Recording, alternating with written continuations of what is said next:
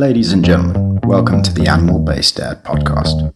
This is the show where between my guest interviews with subject matter experts and topic-specific deep dives, the aim is to arm you with actionable insights and information on how to prioritize your metabolic health and improve your overall health and well-being. Hey everyone. So in today's show, I sit down with the fantastic Amanda King, the metabolic nutritionist, and her partner in their new venture, the fantastic Dr. Harry Kuhan. Now, Amanda and Harry have recently published a new book called Metabolic Drugs for Cancer, and that is the subject of the discussion in today's episode. I talked to Amanda and Harry about their book, about what it means, what it's aimed for, and we get into some of the nuance around the metabolic theory of cancer and the use of off-label drugs in the treatment of cancer as an adjunct to traditional modalities of treatment. It's a really fantastic episode, and I'm sure you'll enjoy it. But before we get into that, I just want to take a second to say, if you're a new viewer to this podcast, I want to just welcome you. I appreciate your view, and I hope that you find the discussion interesting, engaging. I would also like to say that if you're a returning viewer to my podcast, I owe you an apology and a bit of an explanation. It's obviously been a couple of months since I last published an episode, and I just want to say that I've been incredibly busy getting some technologies built up and off the ground. We're about to launch our crowdfunding campaign to develop and then launch our ecosystem of products that will really bring the brilliance and benefit of top-tier metabolic health coaching to the general public. The campaign description or the campaign link is in the video description below. I'd like you to have a look at that. It does a really great job of unpacking what we're doing, who we are, my four co-founders and I, and what we're aiming to do with this crowdfunding campaign and with this new technology that we're developing. We're at the very forefront of the integration of artificial intelligence and metabolic health coaching, and we're developing something that doesn't quite exist yet in health and wellness space. So please do have a look at that crowdfunding page. If it resonates with you, if it seems like something that you believe in and want to get behind, we would love to have you as part of our backing community. We have some fantastic reward tiers for our 3 backing tiers. The rewards are genuine. They have been well thought through. They are sort of built around the intellectual property, the knowledge and experience of my founding team and myself, giving back to you for your belief in us and your backing and helping us to get going. So please do follow that link, have a look at the crowdfunding page. And if it does resonate with you and you would like to support us, we'd love to have you on board. With that said, please enjoy today's episode. Ladies and gentlemen, welcome to the Animal-Based Dad podcast. I'm your host, Ricky Duplessis, and I have got 2 very special guests today who are going to be talking to us about their upcoming new book, which I think is probably controversial to people who aren't familiar with the concepts, but is hugely beneficial to people who understand what they're doing. And the proof is in the pudding. They're already helping people. I'm connected with some of the people that they're helping, and there's just no denying that it's incredibly powerful. So I'm excited for this conversation. Amanda King, Dr. Harry Kuhan, welcome to the show. Thank you very much. Right. So Amanda, you've been on the podcast before, so I'll give you the option of either doing a quick background or not. I'm happy to refer the viewers back to the episode that we've already done if you'd prefer that. I can go ahead. Things have evolved since we last spoke a little, so I'm quite happy to redo that. I'm Amanda King. I am a nutritional therapist, a naturopathic practitioner. I specialize in integrative oncology, and with Dr. Harry, we've just co-authored a book called Metabolic Drugs for Cancer. I'm the author of the Substack, The Metabolic Nutritionist, which has over 30,000 subscribers. And I have been writing regularly about metabolic drugs for cancer specifically. And over the next coming year, we're I'll be writing a lot about supplements for cancer as well, and all from a metabolic approach. And that's me. I run a private online health clinic and work with people at all stages of cancer. Awesome. Brilliant. Dr. Harry? Yeah, thanks, Ricky.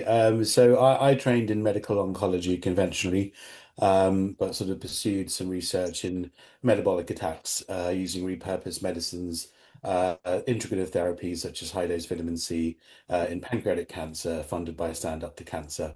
In my journey, I sort of evolved a little bit more and sort of wanted to pursue that angle of attack, really trying to complement conventional treatment strategies, chemo, radiotherapy, immunotherapy, targeted drugs, with sort of other techniques. Obviously we'll probably delve into metabolic health in general, of course, as well. But I pursued sort of this angle. I guess I'm in a bit of a niche where I try and focus on metabolic oncology, if that's a kind of an emerging term, an emerging label, not maybe well defined in the conventional sense.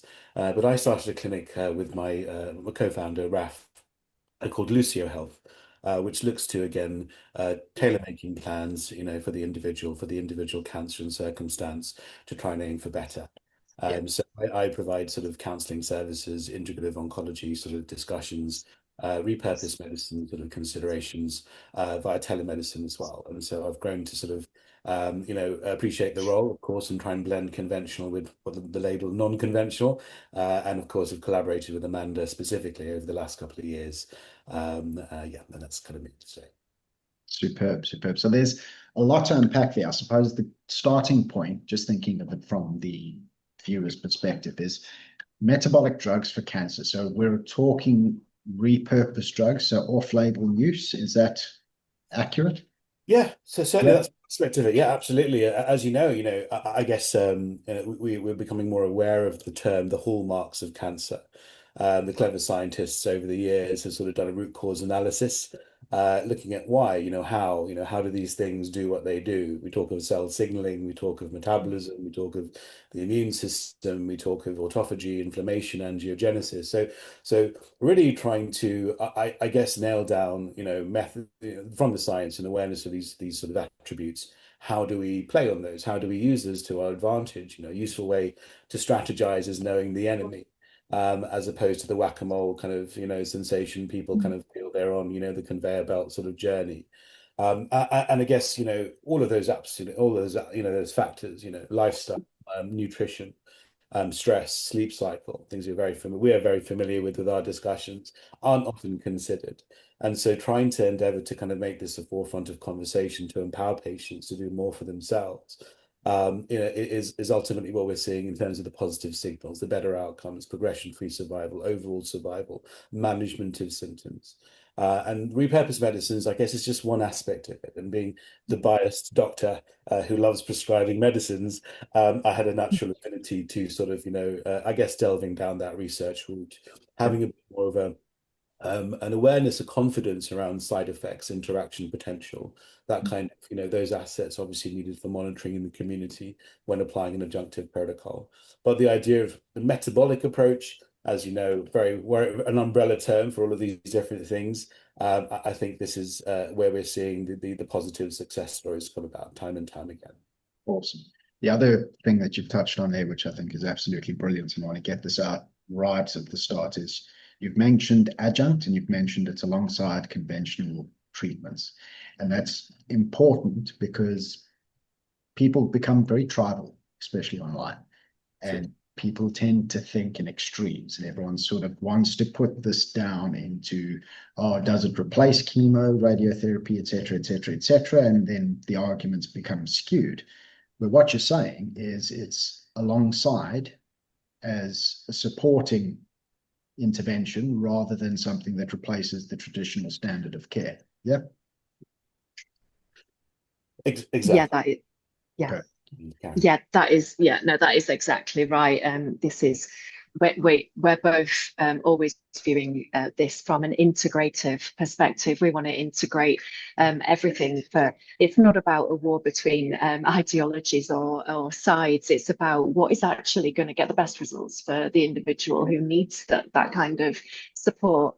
And when we look at some of the drugs that we've talked about in the book, we've specifically mentioned areas where the research has shown a synergy with conventional treatment. So, for example, the synergy between ivermectin and chemotherapy, how ivermectin might prevent MDR, so chemo resistance, or niclosamide, how that actually helps to potentiate radiotherapy, and actually, it actually makes it attack, if you like, have a bigger impact on cancer cells than standalone. So it's really important, and we've really tried to address that for the benefit of everybody.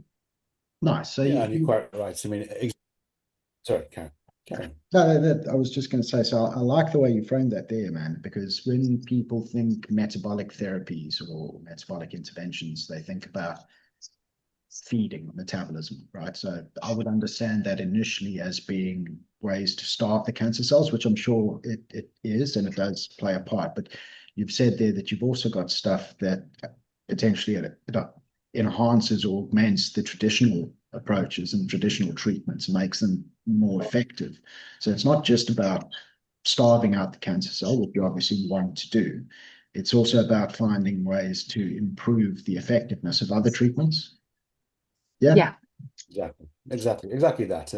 And this is the thing you said. I love the way you put that. It does become very. You notice the tribal nature of the two sides to the coin, and what we're trying to say. And I always admit that there's shade thrown on from either side. Of course there is. But what we're trying to say is, look, this is the age-old thing. I mean, when you do delve into research, the lab-based kind of research, preclinical work, most of the doctors will admit that there can often be difficult translating from the things you see in the petri dish experiments to the real world. Yeah. But this research works. You start somewhere, you get some smoke signals of success.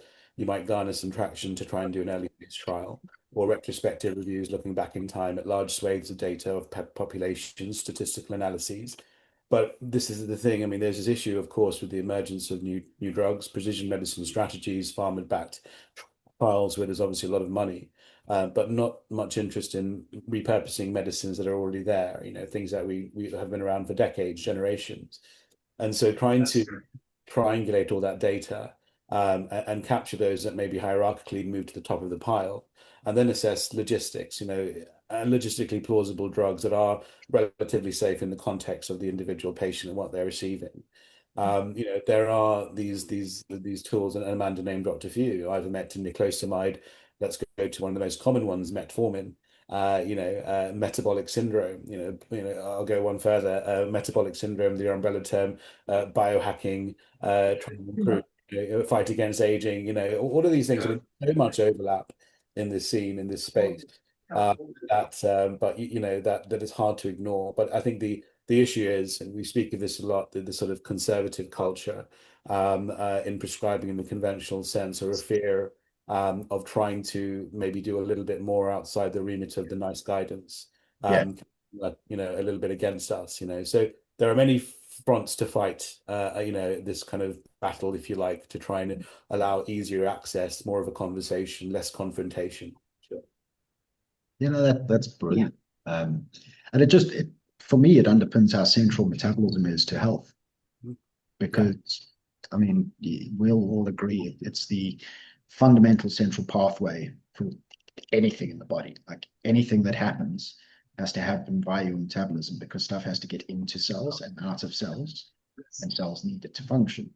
But explaining that to the layman, how would you deliver that message? What is it about the book that has allowed you to unpack that in a way that is accessible? I think that this, in a way, has it's been a journey of certainly for me, where I've done some parts of the writing. It's been a journey of understanding, and I feel like through going into the research, I've almost been the reader with the story unfolding before me. So it's been it's been a really wonderful, eye-opening, interesting dig into what research is available. And I don't have a research background. I'm a lowly nutritional therapist. I'm a naturopath, and this is the path that you know I've kind of put myself on.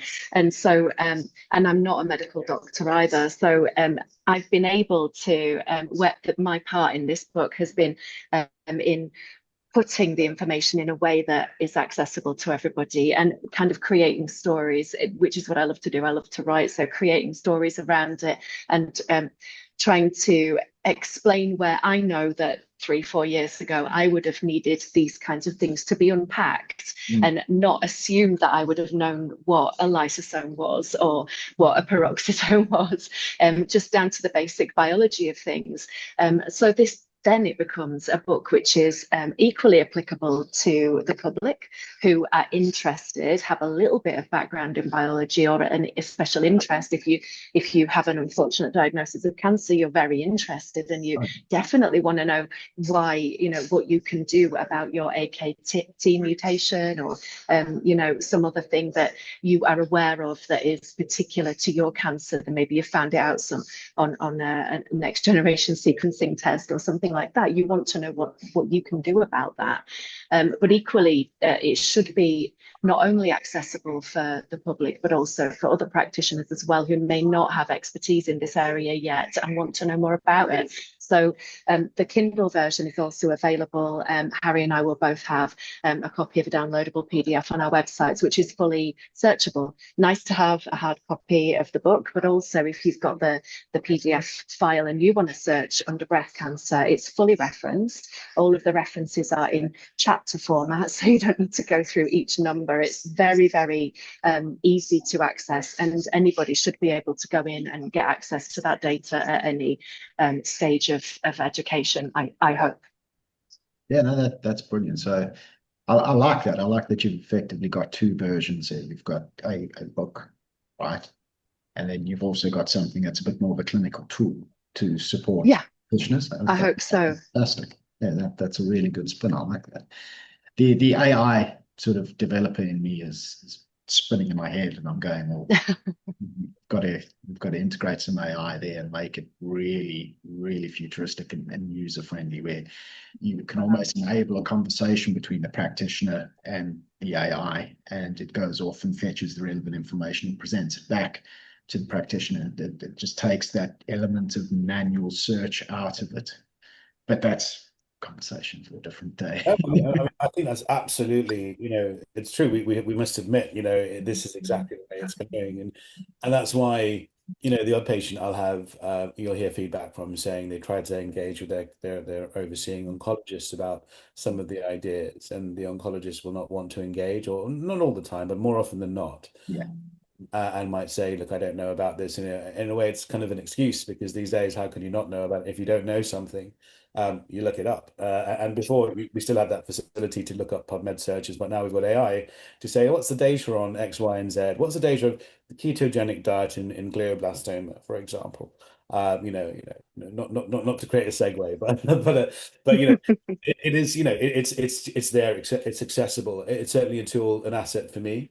As a physician going forward. I don't profess to know everything. And I often would say, you know, I often learn something new from a patient every single day. They ask me about a supplement or a paper or a clinical trial that they've been made aware of. And then now I can go off down, you know, I can do a quick search and I can empower somebody else. I can say, oh, with this cancer, there's this trial. What about this? And maybe you should read about this, and, you know, et cetera, et cetera. So I think we must admit that it is a key tool for information access. And, you know, obviously it's a blessing and a curse. All these things can often be a blessing and a curse. Yeah. But we live in the age of information where it's our duty to kind of learn how to process it to some degree in all aspects of life. And we should use it to our advantage. Yeah, 100%. So in the book, we're talking about the off-label use of drugs to serve as an adjunct to cancer therapies. Mm-hmm.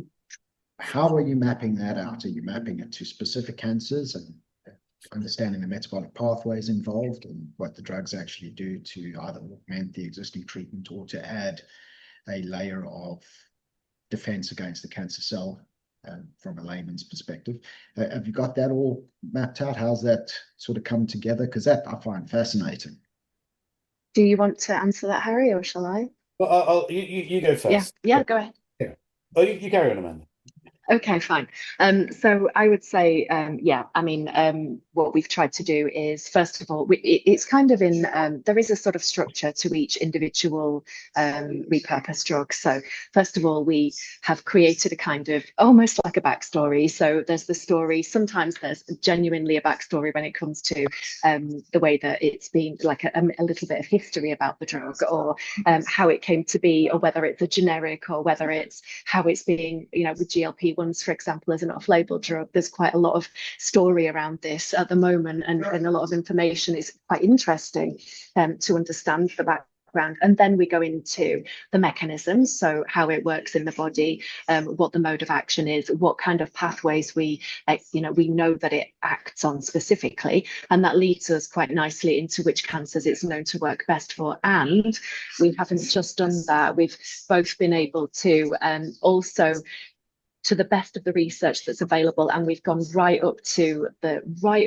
very best available research, to the point of publishing. So it hasn't just been 2-3 years ago, 5 years ago. We've kept the data current. So that's a really nice sort of thing about this book, is it's very current.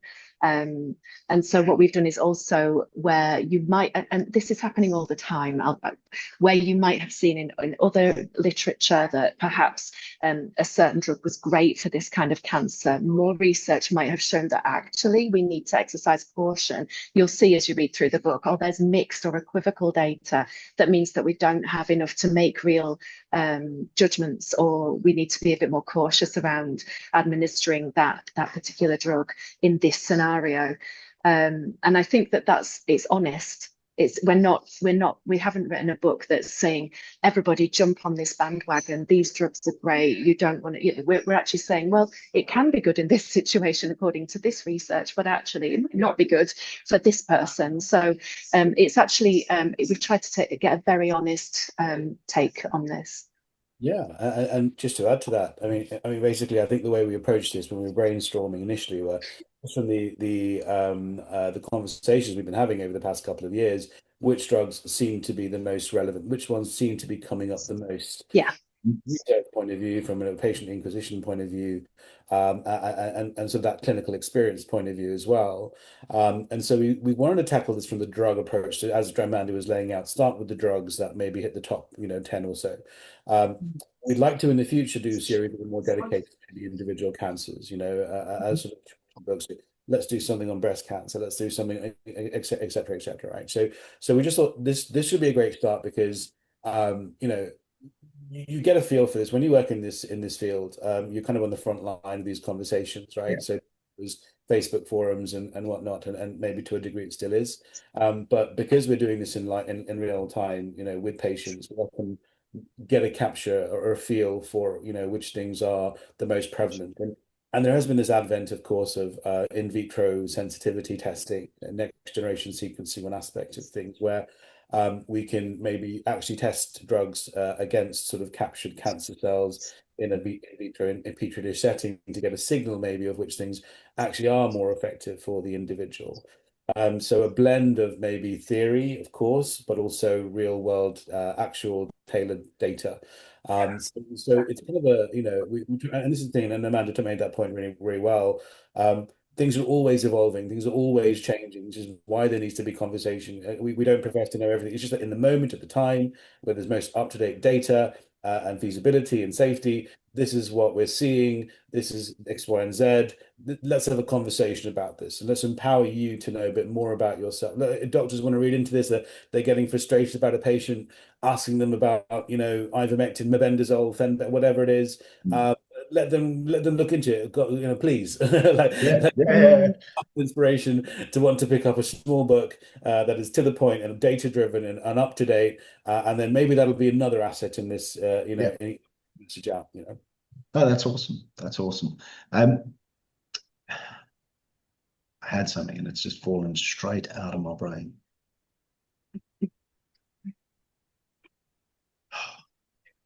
It'll come You're back. going to edit this bit out, right? No, no, no, that's brilliant. I'm sure it'll come back to me. But Dr. Harry, you've said there, and you've hinted at it a few times, it's something that enables agency in the patient. Yeah. And that's like, I'm a big sees agency kind of guy. I admittedly, my obsession is on the preventative health side. So I want to reach people before they come down with whatever ailment it may be. But I think it's so important to seize agency, because we live in a world where, and certainly for me, I grew up in South Africa and then I came across to the UK, did a bunch of traveling in between. But everywhere I went, the medical system is set up such that you're taught almost to, by default, assume that your health is fine until it's not. And then at the point that it's not, then you have to outsource it to someone else. And if you don't like what someone else says, then you have to find alternate opinions, but you're constantly outsourcing things. There's no advocacy for seizing agency in the traditional medical setting. And I think it's so important to see practitioners like yourself and figures like Amanda, who really have a tremendous reach, talk about taking agency, finding out what you can do, and empowering yourself with knowledge and action to improve your own health outcomes. How have you come about that? So you've come from a traditional sort of medical training background.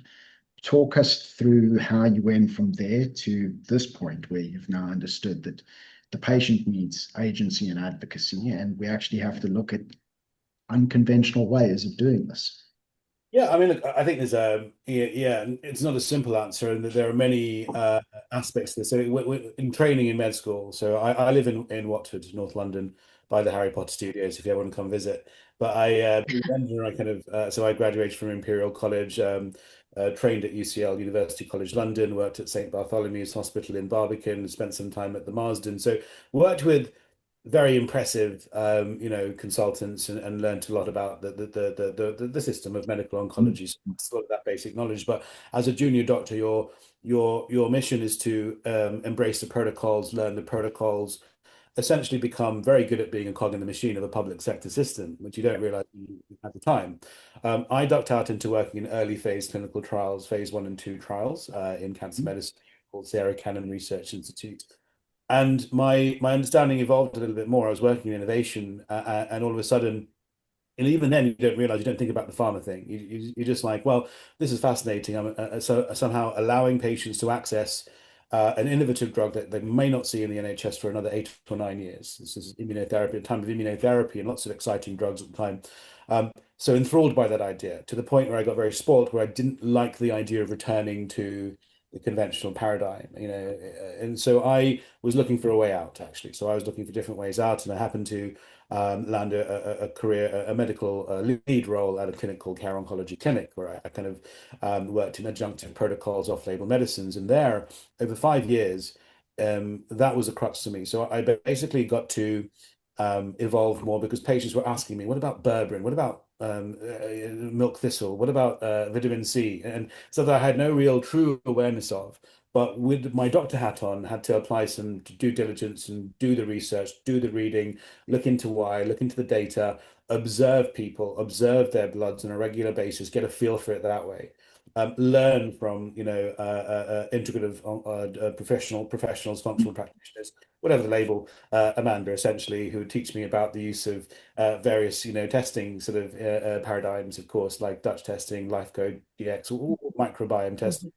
Things like, again, no awareness of, right? No real awareness of, but it grew to appreciate. So then I started to think about this and say, look, okay, I'm treating later stage cancer patients, adjunctive protocols. Wouldn't it be great if one day we were able to capture changes in metabolism, changes, dysfunctional issues before the manifestation of disease, which is very much what you were just talking about, Ricky.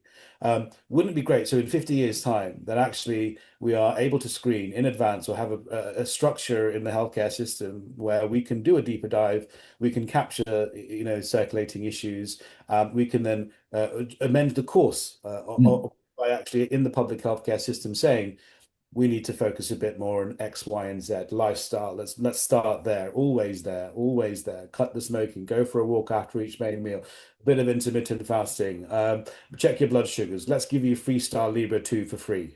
Let's educate you on the impact of different food types on you. Et cetera, et cetera. Let's watch your BMI. Let's watch your heart blood pressure. Let's watch your heart rate. Address these things early. And I think the GP service, in a way, is trying to do it with the sort of, quota system of checking people's blood pressure once in a while and whatnot. But there's so much more we can do. And just bringing us back to that term of metabolic syndrome, which encompasses all the chronic disease states, right? Heart problems, brain problems, inflammation problems, hormone problems, the whole shebang comes under it, right? And we're used to that culture of getting carried away with life, with our financial problems, with our heartache and all that kind of stuff. And then, shit hits the fan, we have a heart attack, and it takes the heart attack to then be preached at to say, hey, you got to cut down the stress in your job, man. You got to go for a bit more of a walk. You got to But we should be doing that with anything and everything. We don't. We should do that with every sort of crossroads of opportunity where there's a spark of inspiration to do better for yourself. But as I was saying, prevention, of course, 100%. We just are terrible at doing that and terrible at picking it out. Why would we ever think of engaging with Amanda or Dr. Harry or anybody else until something prompts the need for that? So that culture needs to change, of course. Yeah, it's interesting because I think that humanity has always been that way, perhaps, but what we've done since the 1700s and with the advent of the Industrial Revolution is we've fundamentally and very, very quickly changed our environment and our lifestyles to introduce biological mismatch. We didn't have that before. Just the struggle of survival was aligned with what our biology expected because it had been the same for eons before. And then in our genius, we come up with clever ways of doing things, but then also in our genius, we decide to use it to pursue convenience as though convenience is the be all and end all of life. And fundamentally shift ourselves away from our biological requirements to the point where we're now facing all of this non-communicable disease burden and trying to figure out why. It's because our lifestyles are fundamentally mismatched, is my opinion. And I'm trying to drive people back towards understanding just from a biology perspective, what is it your body's expecting? What brings out proper results, and then find ways in modern life, because we can't, it's not realistic to suggest we revert back to the Stone Age and that way of life. That's not going to happen. But you can find and use our ingenuity to, rather than pursue convenience above all else, is understand that there's certain things that are perhaps a bit unpleasant at the time. Cold showers, one of them, right? Yeah. No one loves a cold shower. No one gets in there and goes, oh, this is great. It sucks getting a cold shower first in the morning, but it yields benefit and you feel great afterwards. You feel almost euphoric afterwards. It's fantastic. Yeah. Get people to understand that embracing sacrifice, embracing a little bit of discomfort in the short term leads to long-term optimization. So yeah, I like what you're saying. And then it's come back to me what I wanted to say earlier. I appreciate where you're coming from because I work in new capability introduction and I have for yonks in my 9-to-5 day job. And I've been at the forefront of telecommunications for many, many years now, taking things that have never been done and figuring out how to do them, figuring it out how to make it work. So as a project and program manager, I coordinate all the different teams of engineers and very, very clever people to figure out how to make something work for the first time, because there's no blueprint, no one's done it before. And there's a skill set that comes with that through my own health journey, I've become increasingly fascinated with metabolic health. I've sorted myself out, reversed metabolic syndrome, and then got my health back and became absolutely fascinated with this and now want to share that with others.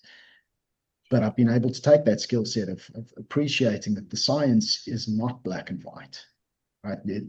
Gone are the days, and I was like this as a child. You grow up and you think the adults of the world have got it all figured out. And you think that, oh, no, they know what they're doing. No one freaking knows what they're doing. It's best guess. And everyone's just taking the best available data at the time and trying to make an educated guess as to what should be done, could be done. And there's a skill to navigating that chaos where you remain teachable and don't become ingrained in dogma, so that you can take the emerging science and understand how it relates to what you've already understood or thought you understood, and adjust as you move forward. And I've got a tremendous amount of respect for that, because it's not easily done. People don't default to remaining teachable. They tend to latch on to what they've grasped to begin with, and then they double down on that. And so, yeah, I've got a tremendous amount of respect for the way that you've both gone about this, and especially keeping the book as up to date as possible, up to the publication date. Speaking of which, what is the publication date? When does this come out and become available? Well, so this morning we hit the button this morning my time, we hit the button for publish, and Amazon are going to just do a little review and just make sure they're happy with it. So they've just got to quickly scan through that. So it should be live by Friday, the 21st? I'm just going to check now. Yeah. Friday the 21st, it should be live on Amazon to buy. So there will be a Kindle version, a paperback, and a hardback version. And so that's when it will be live. Yeah. Awesome. And available internationally, or have you got any zones that you weren't able to publish to?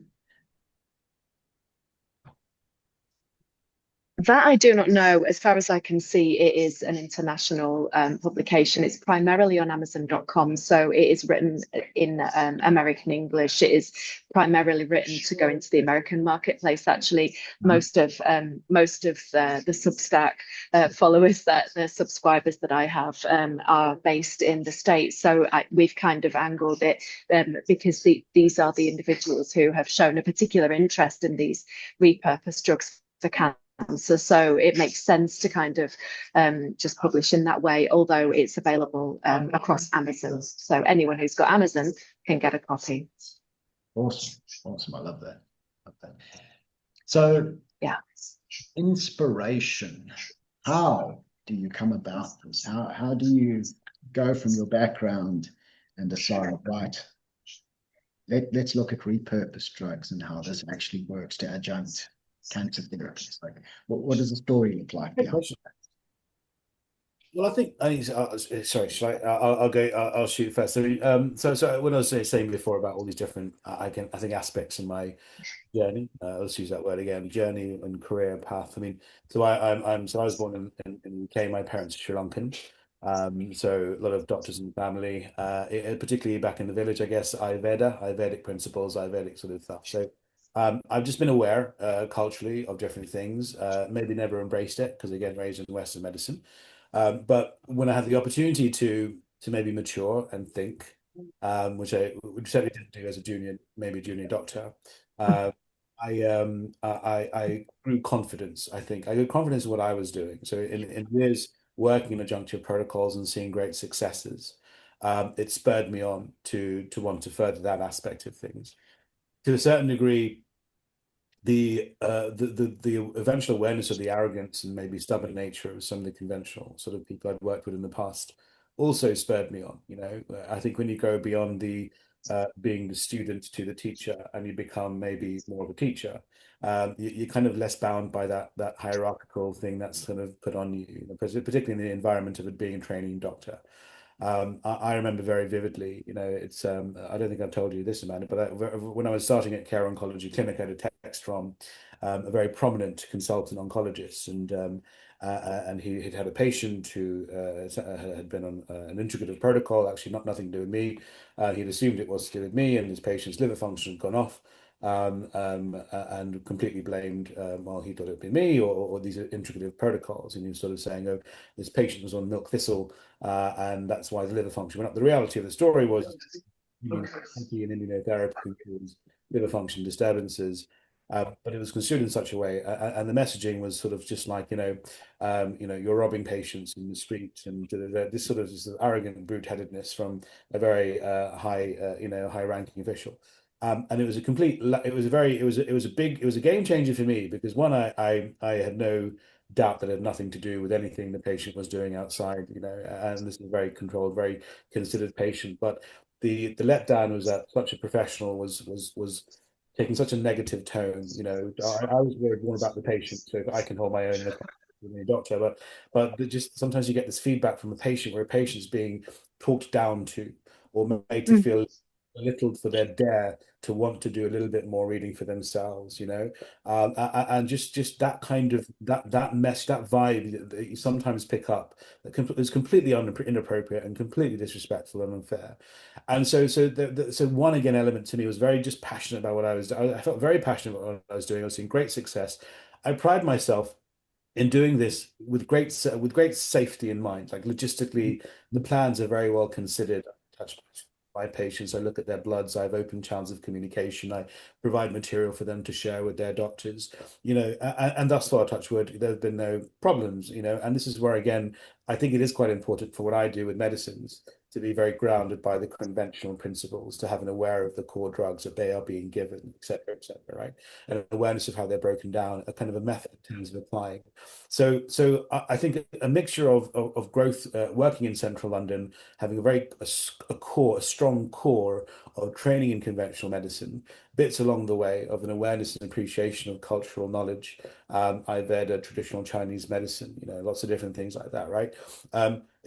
Capturing, being in tune with clinical trials, being in tune with advances. I'm always reading, I'm always trying to keep on top of things. As I said, I'm often being prompted by patients to become more aware of certain things. So all of those aspects, I think, fed into me having the confidence to do what I do and actually launch my own clinic. And the proof is in the pudding. There's a lot of demand, there's a lot of wish and want for patients to do this in a guided way. The patients I will meet will say, look, I could have bought this from India on my own. I could have got this from X, but I wanted to do this with professional advice and oversight. And I think that's the core of so many patients. That's also what hits home to me. They don't want to do things that are crazy sound. They inherently don't want to end up taking 60 different things. They just want some guidance and some support from someone that seems to know what they're doing, and some direction. Rant over. I mean, one of the most common questions I get asked, I'm terrified of eating. What should I be eating? Like, should I just not eat for 7 days? I've heard about doing an extended fast.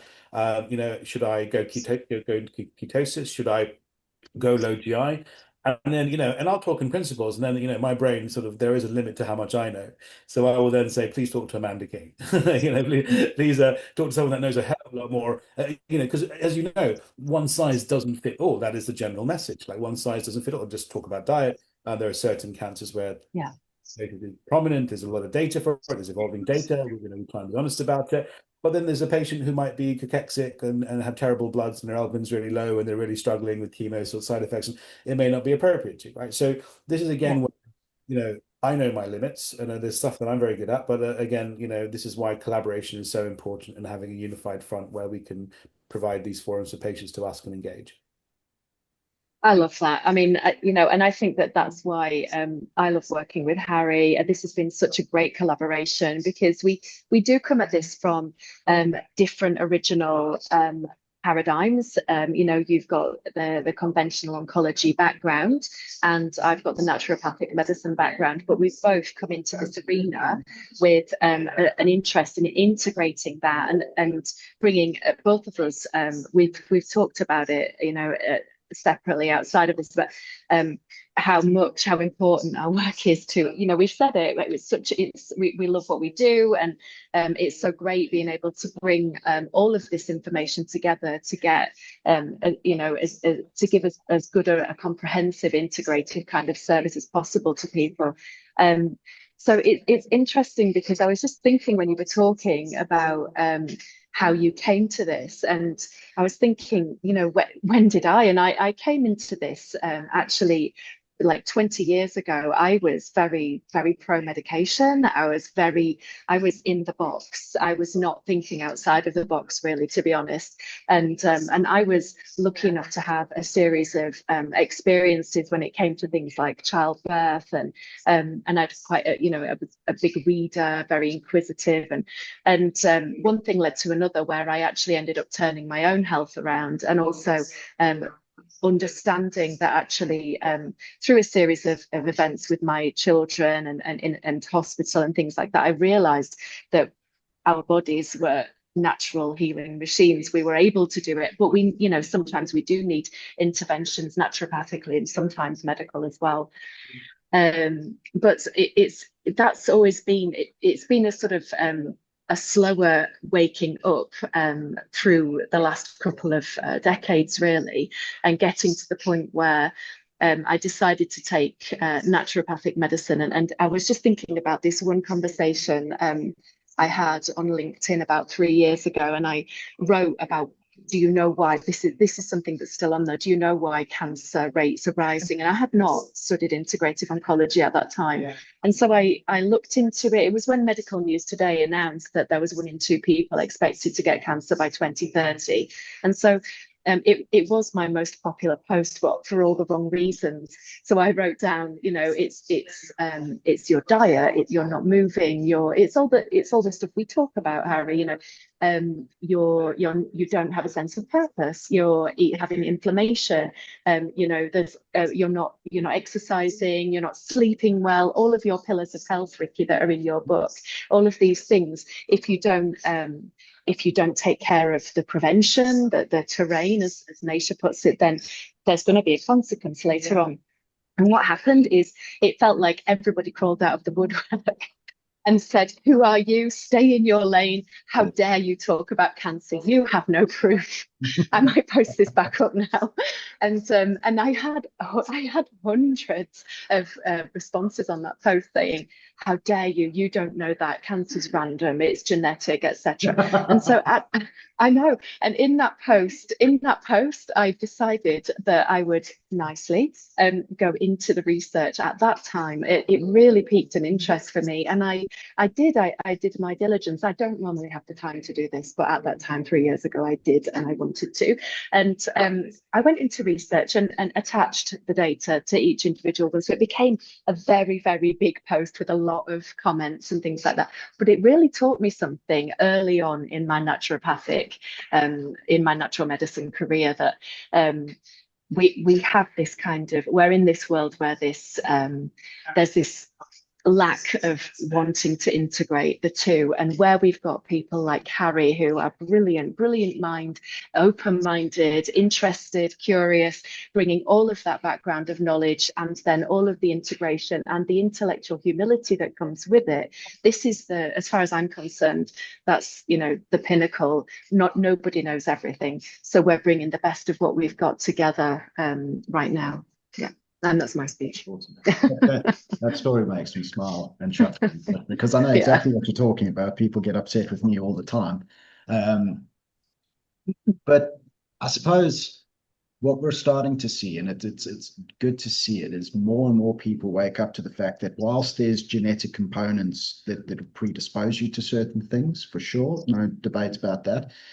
Yeah. The expression of those genes, whether they're on or off, is largely dictated by your lifestyle and environment. And what that means is you can, if you're aware of it, you can take steps to align your lifestyle and environment such that you mitigate risk. You can't guarantee nothing will ever happen, but that's life. You can't guarantee anything.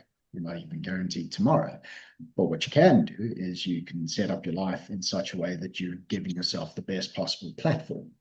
And that, like, it comes back to the agency thing. I think the more people can seize agency over their own health, the better.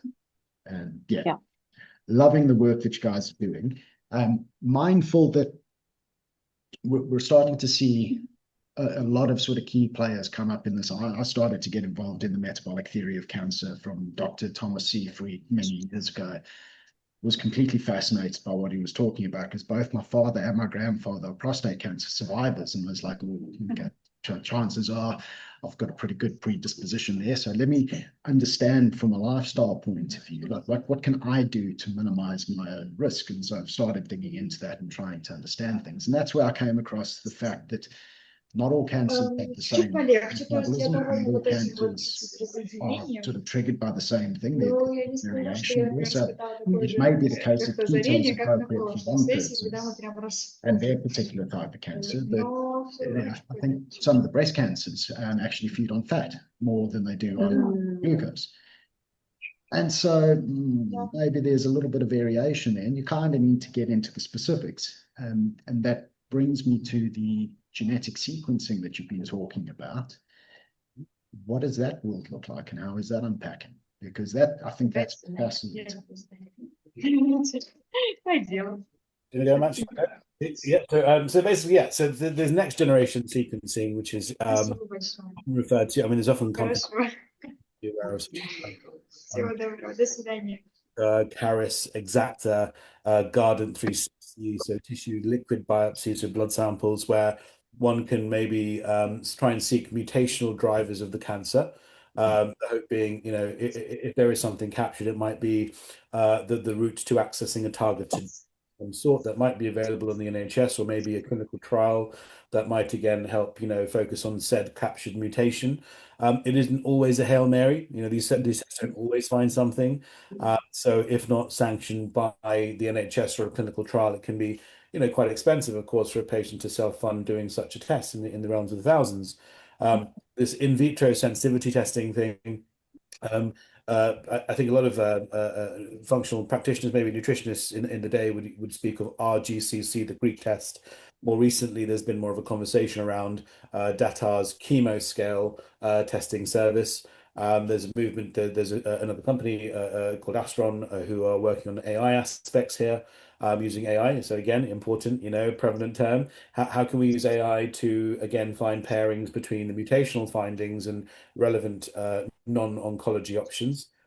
So there is more now available to kind of, again, capture these nuanced sort of strings of information about the individual cancers. Amanda can go in a bit more depth about obviously the environment and other tests as well to again prime the body to make it less hospitable for cancer too. So one day, if AI goes the way it should, we'll have access to all this information. Imagine just hand in a blood sample or a poo sample and then have an AI churn out within a week of all of this information. So we're not there yet, but at the moment, in terms of private sector, there are tests whereby we can maybe do a deeper dive. There are further tests that we can do, like circulating tumor cell counts as well for monitoring microscopic disease load. Lots of research going to minimal residual disease studies, so ways to capture cancer on a microscopic level in the surveillance period, as opposed to relying fully on just CT scans and radiation exposure via said modalities. So yes, to that point, at the moment, I'm certainly via Lucio Health using Datar's chemoscale Exacta, Astron Health's AI tool outputs to try and again get as much information together, collate it together, and then churn out a plan for the individual based on their circumstance. Awesome. Yeah, those tests are absolutely amazing. And from a functional medicine point of view, when I work with patients, I will go through their blood results every single month. So we keeping on top of that. So you can get this information, as Harry was mentioning, which is about the tumor and the cancer, and it's invaluable information often. And the way that I work is then kind of much more, how is the shifting landscape? How is it evolving? What's changing? Are you using up a lot of, even down to the basics of methylation? Are you using up a lot of methyl factors? Do you need more support? Are you running out of the vitamins and minerals that you need? Is your thyroid under stress?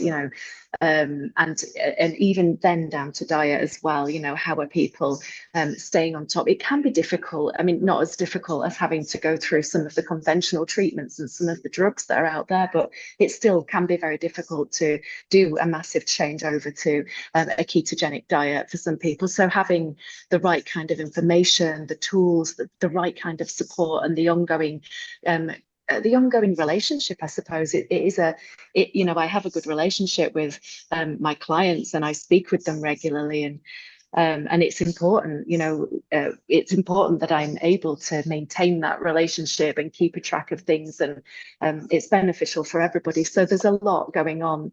And in terms of testing, for functional testing, I was going to mention that you're right, there is the Dutch testing, and then with some individuals, gut testing is important. With other individuals, where I'm doing quite a lot of mold mycotoxin tests, and we're seeing quite a lot of interesting results in that area, because we're looking at, in my work in naturopathy, we're looking for root cause as much as possible, so addressing those pillars. But we really would like to know, when you're having having conventional treatment that is going to, kill the rapidly dividing daughter cells, hopefully with some off-label drug interventions, killing the stem cells too and weakening them. But what are you doing about the potential drivers? Are you going to move away from the big substation you live next door to? Are you going to stop? Are you going to be able to get away from the area that you're inhaling pesticides around, or are you able to change the moldy environment you're in? I mean, these are all environmental things, but we can't say for certain that would be the trigger or the driver. But wherever we know that there are risk factors, we would try to eliminate them. Yeah. Well, it has to be multifactorial, logically. Yeah, exactly. Yeah. There's loads of things that have come together to create an environment in which negative outcomes are more likely than not. So yeah, it makes complete sense to me, at least, that you would want to look at it from a root cause perspective and try and figure out what factors can I change to not just mitigate this ever happening again, but also to give me the best chance of recovery if I'm already in this battle and trying to find my way through it. And that's another a good mantra is test, don't guess, isn't it? Like, it's I mean, the other things, I mean, obviously, Amanda and I do metabolic bloods, insulin resistance, HOMA-IR, fasting glucose, fasting insulin, HbA1c, cholesterol profile, lactate. Yeah, I love that, because exactly. it makes sense that the sort of the existing metabolic environment of the individual would have an impact on what the route forward is. So if you've got someone who's in relatively good health, the approach, I imagine, would differ slightly from someone who is in terrible health to start with, because their system would be far more compromised. Right. Yeah, exactly. Affect what drugs you can use off label and then what the approach would be. So yeah, that makes complete sense. I like that. Yeah, it's so important to remember that. I mean, I'm seeing, I'm sure you are as well, Harry. We're seeing universal protocols being put out across the internet, and like, this is this person's protocol, this is that, and then you get the protocol and you follow the protocol, but it isn't right for everybody. I see things that's a good thing for breast cancer, but it's not right for thyroid cancer, and and did anybody check your liver function when they prescribed or told you to go and get this amount of fenbendazole or something like that? So, if you're going to do, if you can work with a practitioner, then you'll get a bespoke, personalized protocol that is tailored to exactly the data that we're able to get, and what that is the gold standard. It's got to be tailored to you. Yeah, no, I like that. From a preventative lifestyle perspective, you can be a little bit more generic in that human biology is more similar than it is different, and therefore you can label exercise, nutrition, sleep, light exposure patterns, stuff like that into general terms of what works, what doesn't. But when you're dealing with someone who is already sick and now you need to help them plot the path to recovery, it makes sense that you would want to get as specific as possible and not just hope on generic stuff. And we now live in the age where stuff like this has become increasingly accessible, which is awesome. 10, 15 years ago, this was all dreamers. It wasn't in the realm of reality just yet. So it's exciting times. Okay, so the book is out potentially this Friday. This episode will go live next week, Monday. So the book will be out and available on Amazon by the time. What are your closing thoughts, closing messages? If there's something that you'd like people to take away from the episode, what is the thing that you want to resonate with them? Just hopefully we don't come across as intimidating. This is about a journey. It's about providing what we like to do. We're very much about providing a forum where people can just be open to listen. And we do what we can to empower, inform, support. This doesn't need to be done alone. There are people such as ourselves that are very much about you as an individual, as a whole. This is this doesn't need to be as complex and as I did a PhD in this. I still don't get it. There's so much information out there. It's so overwhelming. Just please don't feel you need to do this by yourself. And, there are these. We hope for our book to be a guide to help, just to help better inform. But we're here, obviously, as individuals, as people, as human beings, with the experience that we've detailed in this talk today, just to help support you further in your quest to do more for yourselves. So please do hit us up, get in touch, and we'd be more than willing to help in any way we can. Yeah, I mean, I love that, and I agree. I would love for the take-home message to be that, that you have got the power to change the situation, and there are steps that you can take. You don't have to be on a what would you call it, a carousel, or I think there's a word I'm looking for that I'm missing. You don't. Conveyor belt. Thank you. That was what I was looking for. Yeah, you don't. So exactly.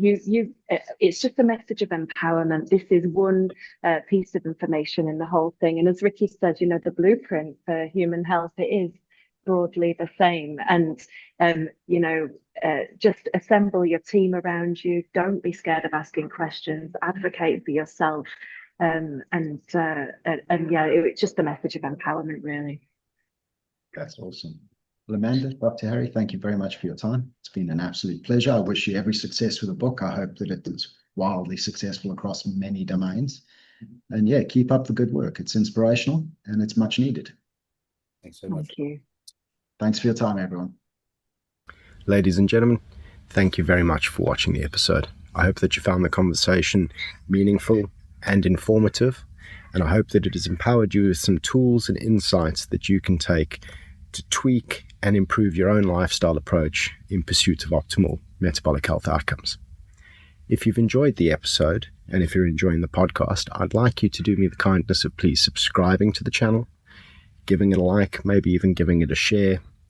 Help to raise awareness and get the podcast in front of as many viewers as possible, because it is my passion to try and help as many people as possible to understand more of the nuance around metabolic health and how to tweak their lifestyle in pursuit of optimal outcomes.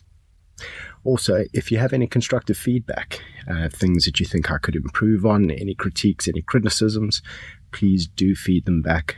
I give you my solemn word that I will take them seriously, and I will, to the best of my ability, work to improve and to give you a more refined and more targeted product as a result of your feedback. So I will take it seriously, and I'll do what I can to improve the show.